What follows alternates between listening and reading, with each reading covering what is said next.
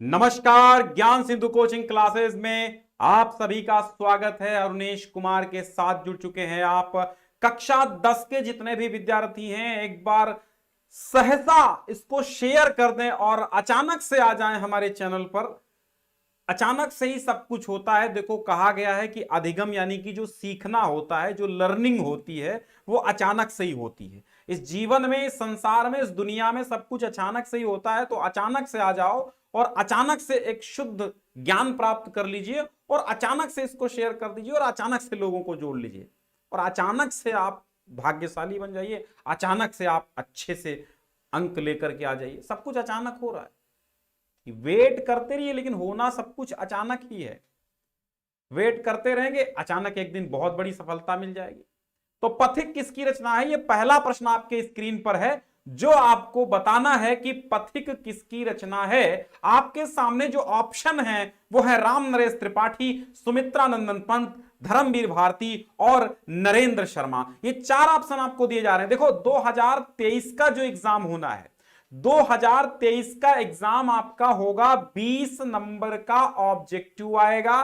वो OMR sheet पर होगा, चूंकि पहले ही मैं बता चुका हूं और 2023 की लाइव क्लासेस स्टार्ट है। सो आप सभी को जोड़िए, आप सभी को जोड़िए, खुद जुड़िए, ज्ञानार्जन कीजिए, 95 प्लस लाइए, है ना, 70 में 65 प्लस लाइए, यही उम्मीद है हमारी। तो पथिक किसकी रचना है, इसका ऑप्शन फटाफट कर दीजिए आप। देखते हैं भाई कौन कौन हमारे साथ जुड़े हुए हैं।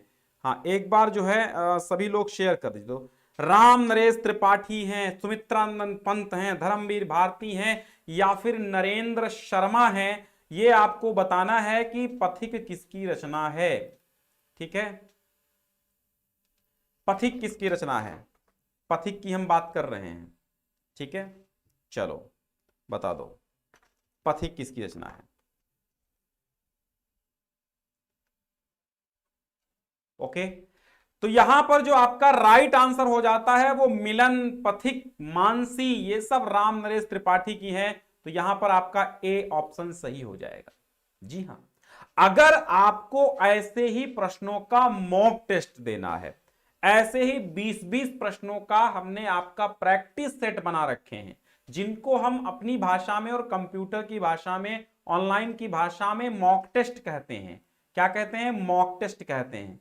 ठीक है, तो ये मॉक टेस्ट का मतलब ये होता है कि प्रैक्टिस सेट, समझ लीजिए। तो वो प्रैक्टिस सेट हमने बना दिए हैं। डिस्क्रिप्शन में जो पहली लिंक है वहां से आज का मॉक टेस्ट आपको मिल जाएगा। तो उसको जरूर, इसको पढ़ने के बाद ट्राई कीजिएगा। तो ए जिन बच्चों ने आंसर दिया है बिल्कुल सही कर गए हैं। ए आंसर बिल्कुल आपका राइट आंसर हो गया है। चलते हैं सेकेंड क्वेश्चन की ओर। सेकेंड क्वेश्चन हमारा है कि निम्नलिखित में से कोई एक सत्य कथन है, पहचान कर लिखिए। बिल्कुल ये बेस है उसी पर बेस है जिस पर आपका OMR बेस होता है। जो OMR शीट पे आपको आंसर्स देने हैं, बस ठीक उसी प्रकार के यहां पर क्वेश्चन सेलेक्ट किए गए हैं। उसी प्रकार का पूरा प्रैक्टिस सेट बनाकर हम लाए हैं। ठीक है, तो निम्नलिखित में से कोई एक कथन सत्य है, उसको पहचान कर लिखना है। क्या डॉक्टर हजारी प्रसाद द्विवेदी जो हैं, डॉक्टर हजारी प्रसाद द्विवेदी, हटा लेते हैं चित्र, देखिए, डॉक्टर हजारी प्रसाद द्विवेदी कवि कहानीकार हैं। जैनेन्द्र कुमार मुख्यतः नाटककार हैं। गबन रंगभूमि जयशंकर प्रसाद जी के उपन्यास हैं। या फिर यूं कहें कि आचार्य रामचंद्र शुक्ल निबंध, समालोचना और इतिहास के लिए प्रसिद्ध हैं। तो बताओ यहां पर आपका राइट आंसर क्या हो जाएगा? बिल्कुल, राजशंकर जी हमारे साथ, विशाल जी हैं। ठीक है, राजशेखर और विशाल जी डी बता रहे हैं। बिल्कुल भाई, प्रमोद जी, प्रमोद श्रीवास्तव जी हैं। तो यहां पर बिल्कुल हम आपको बता देते हैं, जो आपका आंसर राइट है वो है बिल्कुल डी। डी आपका आंसर जो है वो राइट हो गया है, क्योंकि आचार्य रामचंद्र शुक्ल जो हैं, उन्होंने निबंध, एक अच्छे निबंधकार भी हैं, समालोचक भी हैं, इतिहास लेखक भी हैं, इस सब के लिए प्रसिद्ध हैं। तो ये आपका डी यहां पर सही हो जाता है। इसकी PDF आपको चाहिए तो डिस्क्रिप्शन में पहला लिंक जो मॉक टेस्ट है वहीं से जाइए, मिल जाएगी। PDF नहीं मिलेगी, लेकिन ये पूरे नोट्स आप नोट कर सकते हैं एक एक क्वेश्चन करके। ठीक है, मॉक टेस्ट के द्वारा। निराला की कौन सी रचना है? बताओ इनमें से निराला की कौन सी रचना है, हमें यह बताइए। निराला जो कि अद्भुत प्रतिभा के धनी थे, एक विचित्र प्रतिभा के धनी थे, जो हिंदी साहित्य में निराला, एकदम अपने स्वभाव से ही निराले थे। निराला की कौन सी रचना है?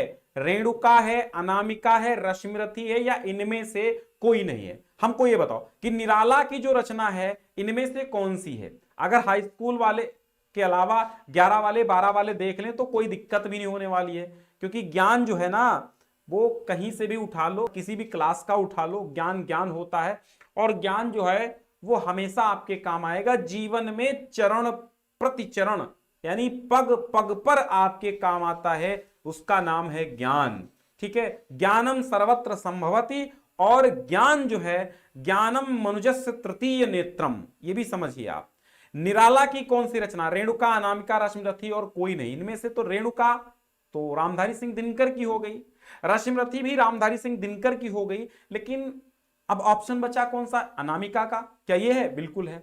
अनामिका है, परिमल है, तुलसीदास है, गीतिका है, सरोज स्मृति है, राम की शक्ति पूजा है, कुकुर मुत्ता है, ये सब निराला की रचनाएं हैं। तो हमेशा याद रखिए, क्योंकि प्रसाद ये हमेशा आते हैं आपके एग्जाम में और हमेशा आते रहेंगे, क्योंकि ये हिंदी साहित्य के छायावाद के 4 स्तंभ है। प्रसाद, पंत, निराला और महादेवी वर्मा, ये 4 छायावाद के स्तंभ हैं, और इन 4 स्तंभों में से कोई स्तंभ आपका गड़बड़ नहीं होना चाहिए, सबके सब तैयार होने चाहिए। तो यहां पर आपका बी आंसर अनामिका सही हो जाता है। जिन बच्चों ने बी आंसर दिया है उनका बिल्कुल सही है अनामिका। और बी आंसर देने वालों में हम देख लेते भाई किस किसने बी आंसर दिया है। हाँ बिल्कुल, A1 गेमिंग जी हैं, शनि निषाद जी हैं, राजशेखर जी हैं। हाँ बिल्कुल राइट आंसर आपका है। चलिए 4th क्वेश्चन की ओर 20 करने वाले हैं। लाकृति का संधि विच्छेद कीजिए। लाकृति का संधि विच्छेद कीजिए। अब आपके ऑप्शन है ल धन आकृति, ला आकृति, लृ आकृति, या फिर लाकृति ही। इसमें बताइए कौन सी सही ऑप्शन। तो आपका जो राइट आंसर यहां पर है, राइट आंसर आपका हो जाएगा लृधन आकृति ही। क्या हो जाएगा? लृधन आकृति ही, री या रा से बनेगा। ठीक है, तो लाकृति यानी कि आपका जो सही है वो हो जाएगा सी। तो जिन बच्चों ने सी लगाया है बिल्कुल सही है।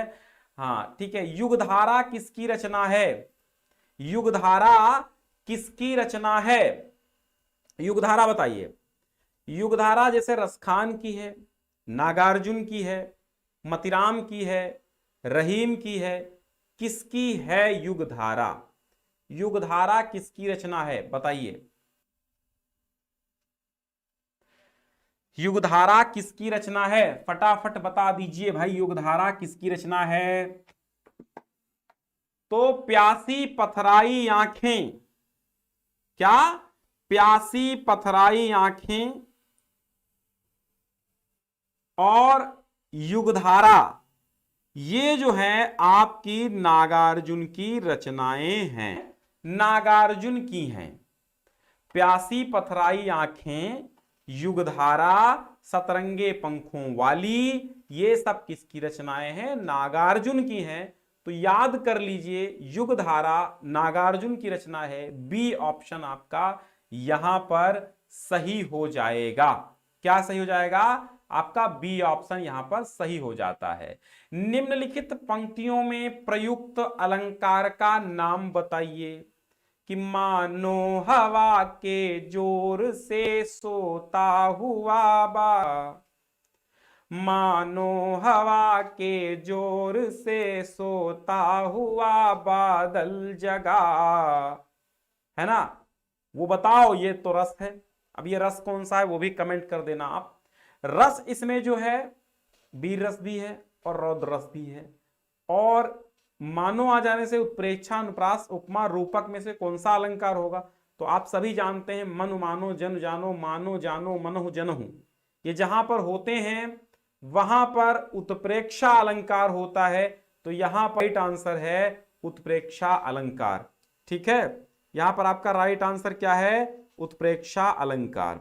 देखो शेयर करो भाई, फटाफट शेयर करो, लोगों को जोड़ो। जब आप ज्यादा से ज्यादा लोग जुड़ेंगे, है ना, तभी हम ज्यादा से ज्यादा मेहनत करेंगे और तभी आनंद आएगा हमको पढ़ाने में और आपको पढ़ने में।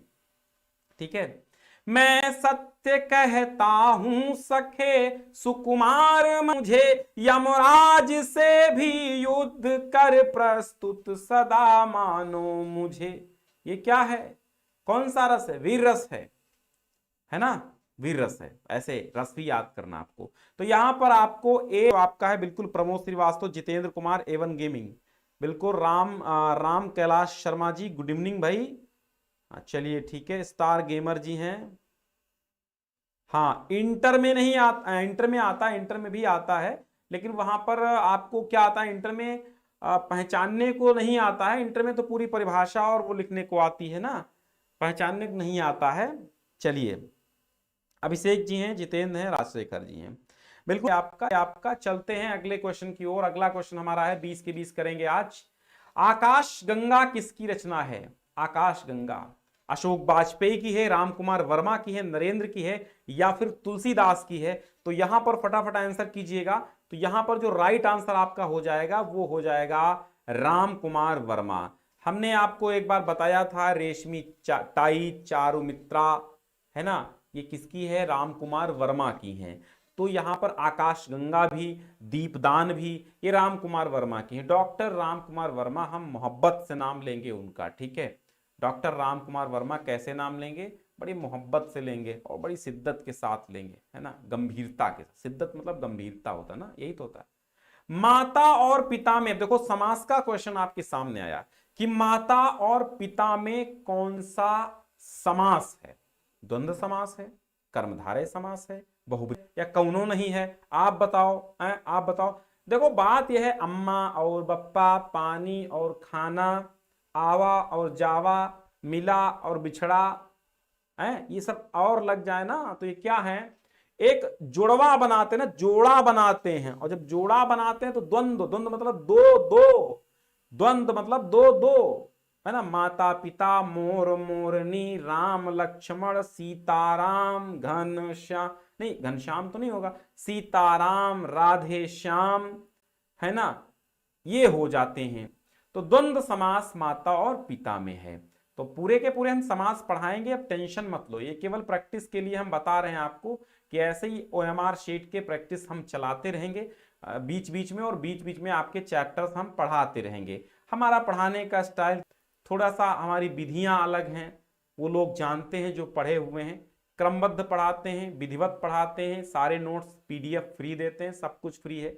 कभी भी एक पैसा किसी से नहीं मांगा जाता है किसी भी चीज के लिए, और हम आपको देते हैं। वो कैसे देते हैं? वो हम आपको पुरस्कार के रूप में देते हैं जब भी हम प्रज्ञा प्रतियोगिता कराते हैं। वो पिछली बार हमने प्रज्ञा प्रतियोगिता कराई थी, 10 उसके विनर थे। प्रज्ञा प्रतियोगिता आप डालेंगे तो आपको मिल जाएगा हमारा वीडियो, देख लीजिए उसके टर्म कंडीशन क्या है। प्रज्ञा प्रतियोगिता बहुत अच्छी प्रतियोगिता है, उसमें 100 क्वेश्चंस होते हैं। जो सर्वाधिक क्वेश्चन करते हैं उसमें टॉप 10 छांटे जाते हैं, जिनको अच्छे से अच्छा पुरस्कार दिया जाता है। वो पुरस्कार भी लिखा होता है वीडियो पे कितना दिया जाएगा। तो निम्नलिखित बताइए, रही मन मोहिन सुहाए, अमी पियावत मान बिन, बरु विष दे बुलाए, मान सहित मरिबो भलो। समझ में आया कि रही मन मोहिन सुहाए, अमी पियावत मान बिन, बरु विषु दे बुलाए, मान सहित मरिबो भलो। सोरठा है, कुंडलिया है, दोहा है, रोला है, क्या है? क्या है? नेटवर्क इशू के कारण चित्र बीच बीच में अटक जाता होगा हमारा, तो उसके लिए क्षमा चाहेंगे भाई, है ना। क्योंकि अब ये नेटवर्क तो अपने हाथ में है नहीं, जैसे जिंदगी और मौत अपने हाथ में नहीं है, वैसे नेटवर्क भी अपने हाथ में नहीं है। जब उसकी इच्छा हुई चला गया, और वो जाता इंसानों की ही वजह से है, वैसे जाएगा नहीं। तो रहीमन मोहिन, ये सोरठा है, पहले ये सुनो, सोरठा है, याद कर लो, सोरठा आता रहता है, ए यहां पर सही है, सोरठा। तो अब इसका अर्थो बता देता, बहुत अच्छा है, हमेशा याद रखिए, जीवन में काम आएगा। अगर कहीं आपको लेक्चर देने का शौक है, अगर आपको महफिलों में जाकर के, है ना, महफिलों में जाकर के लोगों के सामने संबोधित करना है अगर लोगों को, तो ये काम आता है कि रहीमन मोहिन, कि मुझे वो सुहा यानी अच्छा नहीं लगता। जो मान बिन अर्थात सम्मान के बिना अगर हमें अमृत भी मनुष्य पिला दे तो मुझे अच्छा नहीं लगता। क्या कहा कि सम्मान के बिना अगर वो अमृत भी पिला दे तो मेरे लिए विष के समान है, बरु विष दे बुलाए।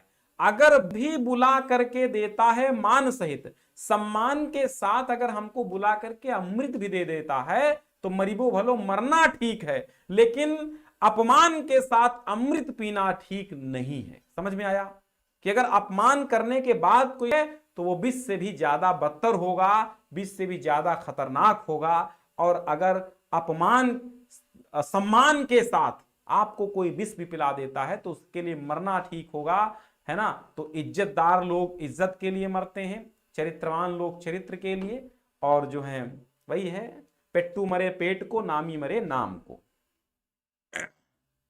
चलिए भाई अगले प्रश्न की ओर चलते हैं। अगला प्रश्न है गीतावली के कवि का नाम बताओ, है ना।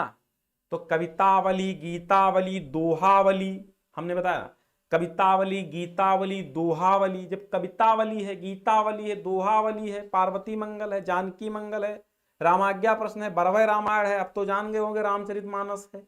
तो जो जितना इन लोगों ने लिखा वही तो है तुलसीदास। तो राइट आंसर आपका तुलसीदास हो जाएगा, सी वाला। गीतावली के कवि का नाम तुलसीदास है। विधा की रचना है कंकाल, बताओ कंकाल किस विधा की रचना है? नाटक है, नौटंकी है, एकांकी है, डांस पार्टी है, उपन्यास है, कहानी क्या है? बोलो बताओ। कंकाल, तितली और इरावती। हम बता दें आपको, कंकाल, तितली और इरावती ये तीन जो है उपन्यास जयशंकर प्रसाद के थे। तो कंकाल, तितली और इरावती, तो कंकाल और तितली तो पूरी हो गई, लेकिन जो इरावती थी वो अपूर्ण रह गई थी। जैसे कि आप समझ रहे हैं, जैसे प्रेमचंद की मंगलसूत्र अपूर्ण रह गई थी, वैसे इरावती जयशंकर प्रसाद की अपूर्ण रह गई थी, पूरी नहीं कर पाए थे। बात समझ में आई? तो ये कंकाल क्या है? ये कंकाल है आपकी उपन्यास। क्या है? कंकाल तितली उपन्यास है। भारत भारती किसकी रचना है? महादेवी वर्मा की है, राम कुमार वर्मा की है, मैथिली शरण गुप्त की है, या फिर रामधारी।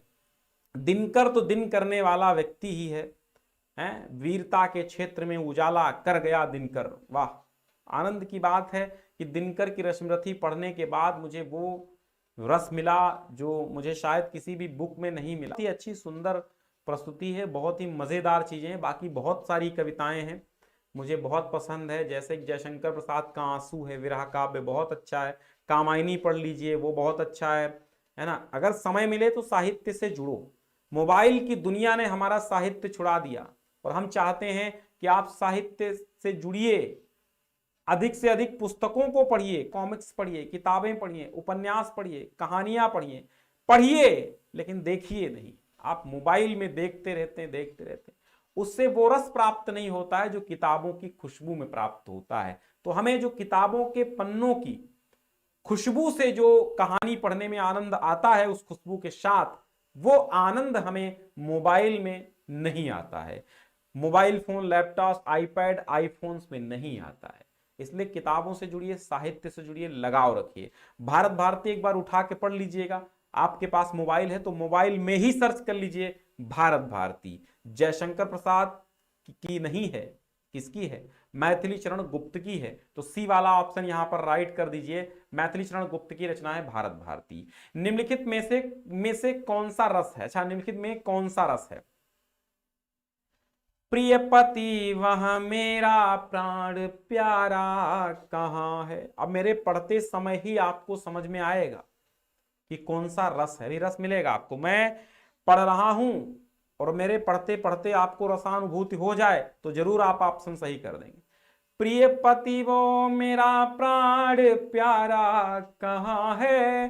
प्रिय पति वा मेरा प्राण प्यारा कहाँ है? दुख जल निधि डूबी का सहारा कहाँ है? लख मुख जिसका आज लो जी सकी हूँ, लख मुख जिसका आज लो जी सकी हूँ, वो हृदय हमारा नैन तारा कहाँ है, वो हृदय हमारा नैन तारा कहाँ है, प्रिय पति वो मेरा प्राण प्यारा कहाँ है। अगर देखा जाए तो आपको रसानुभूति हुई होगी कि एक वियोगिनी बाला है, इसका मतलब वियोग श्रृंगार नहीं, यहां पे करुण रस है क्योंकि बात दुख की गई है, तो यहां पर आपका करुण रस है, श्रृंगार रस आपके सिलेबस में ही नहीं है। चांद पत्रिका के संपादक संपादिका कौन, कमेंट कर दीजिए। देखते हैं हमारे साथ और कौन कौन लोग कमेंट कर रहे हैं। अभिषेक जी हैं, योगेंद्र जी हैं, दयाल जगेश्वर जी हैं, अच्छा दयाल जोगेश्वर जी हैं, ठीक है।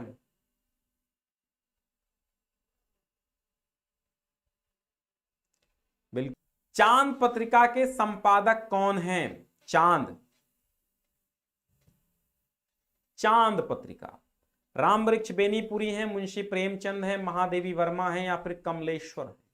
चांद पत्रिका की अगर हम बात करें तो चांद महादेवी वर्मा से संबंधित पत्रिका है, सी ऑप्शन यहां पर सही हो जाएगा। डिस्क्रिप्शन में पहली लिंक पे जरूर क्लिक कीजिएगा, एक बार इसका स्वाद लीजिएगा मॉक टेस्ट का, और अच्छा लगे तो कमेंट कर देना, मैं ढेर सारे मॉक टेस्ट तैयार रखूंगा, फटाफट आप अपना आकलन कर पाएंगे कि मैं कितने सही कर पाया हूं। निम्न में अतिथि का पर्याय है, देखो नहीं वाला ध्यान रखना, जो नहीं वाला है ना उसको ध्यान रखना, वरना नहीं पाओगे नंबर।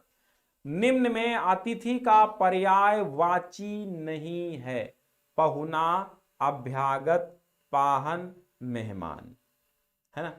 तो अब यहां पर आपको जो राइट आंसर पता चल रहा है वो है पाहन, चूंकि पाहुन, पहुना, अभ्यागत, मेहमान, अतिथि, ये सब क्या होता है, अतिथि के पर्यायवाची हैं। और यहां पर जो पाहन है इसका अर्थ होता है पत्थर, ठीक है, इसी का हम कह सकते हैं तत्सम पाषाण। तो ये है, निम्नलिखित में से ममता के लेखक कौन है? ममता चूंकि कहानी आपके सिलेबस में है तो इसके लेखक आप जरूर बताइएगा। ममता कहानी के लेखक जयप्रकाश भारती हैं, गुलाब राय हैं, जयशंकर प्रसाद हैं, हजारी प्रसाद द्विवेदी हैं, कौन है बता दीजिए। तो यहां पर आपका राइट आंसर हो जाएगा ममता जयशंकर प्रसाद, सी यहां पर आपका बिल्कुल जबरदस्त राइट आंसर है। द्विवेदी युग के लेखक कवि कौन हैं बताइए। मैथिली शरण गुप्त हैं, श्रीधर पाठक हैं, बिहारी लाल हैं, महादेवी वर्मा हैं। तो बिहारी लाल रीतिकाल के हो गए, महादेवी छायावाद की हो गई, श्रीधर पाठक थोड़ा सा आधुनिक युग में आ रहे थे, धीरे धीरे दोनों युग में काम किए हैं, लेकिन मैथिली शरण गुप्त जो हैं वो आपके द्विवेदी युग के हैं, ठीक है। श्रीधर पाठक स्वच्छंदतावाद के हैं, प्रगतिवाद के बाद नहीं, स्वच्छंदतावाद के हैं ना प्रवर्तक, ये याद रखना, स्वच्छंदतावाद के प्रवर्तक हैं। मैथिली शरण गुप्त आपका राइट आंसर हो गया। 18वां प्रश्न देखिए, निम्न में से जीवनी विधा के लेखक कौन हैं? निम्न में जीवनी विधा के लेखक कौन हैं? थोड़ा सा नेटवर्क इशू आ रहा होगा लेकिन आप थोड़ा सहन कर लें। इनमें जीवनी विधा के लेखक कौन हैं? दयाल जी और दिव्यांश तिवारी जी, चलिए सत्यम मौर्य जी, विशाल जी, चलिए ठीक है। जीवनी विधा के लेखक कौन है? इसमें राइट आंसर हो जाएगा आपका अमृत राय, क्योंकि इन्होंने लिखा है का सिपाही, क्या लिखा है? कलम का सिपाही लिखा है। प्रेमचंद का इसमें जीवन है, कलम का सिपाही में मुंशी प्रेमचंद जी का जीवन है, तो कलम का सिपाही अमृत राय। ये जो कलम का सिपाही है ये है क्या? ये आपकी जीवनी है, ठीक है, क्या है? जीवनी है। 19वां प्रश्न, अंजलि किसकी रचना है? अंजलि किसकी रचना है? अंजलि जो है वो किसकी रचना है? अंजलि बता दीजिए। तुलसीदास की है, दिनकर की है,